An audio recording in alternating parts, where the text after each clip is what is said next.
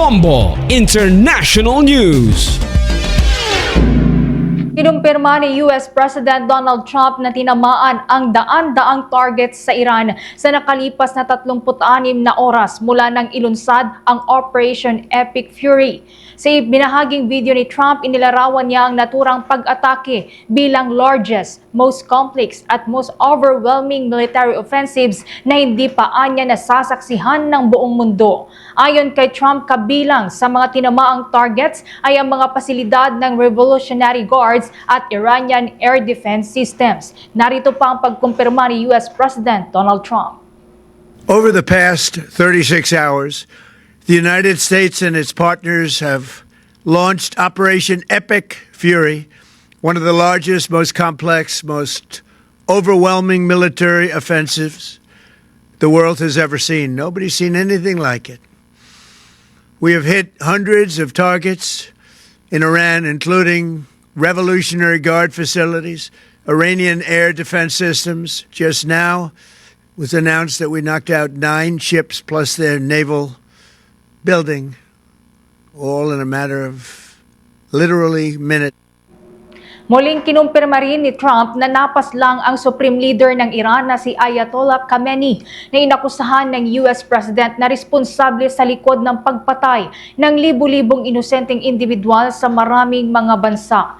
Inanunsyo rin ni Trump na napulbos na ang buong military command ng Iran kung saan karamihan sa kanila ay nais sumuko upang maisalba ang kanilang buhay. Narito pang bahagi ng pahayag ni US President Donald Trump.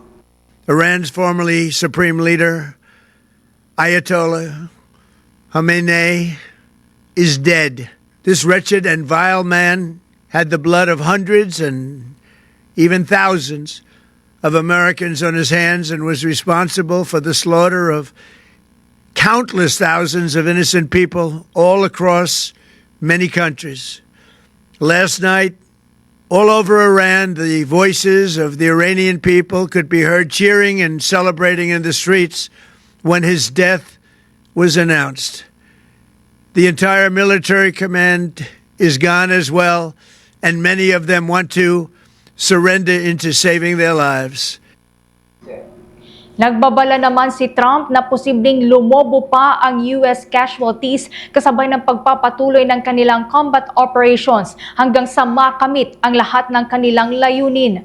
Kinumpirma rin ni Trump na napas lang ang 3 sa miyembro ng US military service sa gitna ng palitan ng pag-atake. Nagpaabot din si Trump ng pagdadalamhati sa pag-alay ng buhay ng fallen American soldiers para sa kanilang bansa. Muling binigyang diin din ng US President na isang malaking banta sa Americans ang long-range missiles at nuclear weapons ng Iran regime, bagay na hindi anya papahintulutang magamit laban sa kanilang bansa at sa iba pang mga estado. Ipinagmalaki rin ni Trump ng Amerika ang may pinakamalakas na military na natunghayan ng buong mundo na walang sinuman umano ang makakapantay, subalit nilinaw ng US President na nais nila itong gamitin sa mabuting layunin. Nanindigan si Trump na makatwiran ang kanilang naging aksyon upang masigurong hindi na kailangan pang danasin ng Americans ang radical, bloodthirsty at terrorist regime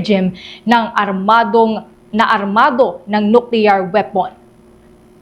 For almost 50 years, these wicked extremists have been attacking the United States while chanting the slogan, "Death to America" or "Death to Israel" or both. They are the world's #1 state sponsor of terror.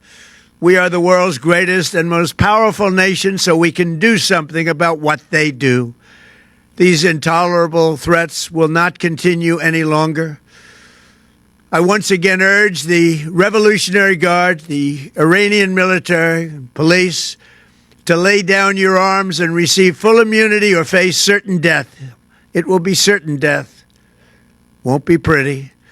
I call upon all Iranian patriots who yearn for freedom to seize this moment, to be brave, be bold, be heroic, and take back your country. America is with you. I made a promise to you, and I fulfilled that promise. The rest will be up to you, but we'll be there to help. Samantala, inilatag din ni Trump ang posibleng timeline sa nagpapatuloy na labanan sa pagitan nila ng Iran. Anya, target nilang ipagpatuloy ang pag-atake sa loob ng 4 hanggang sa 5 linggo. Hindi niya anya ito magiging mahirap para sa kanila dahil marami silang supply ng ammunitions na nakaimbak sa iba't ibang mga bansa. For the most trusted source of news and information, visit our website at www.bomboradio.com. Follow us on Bombo Radio mobile app, Facebook, YouTube, TikTok, and X, formerly Twitter. Like, share, and stay connected. Anytime, anywhere.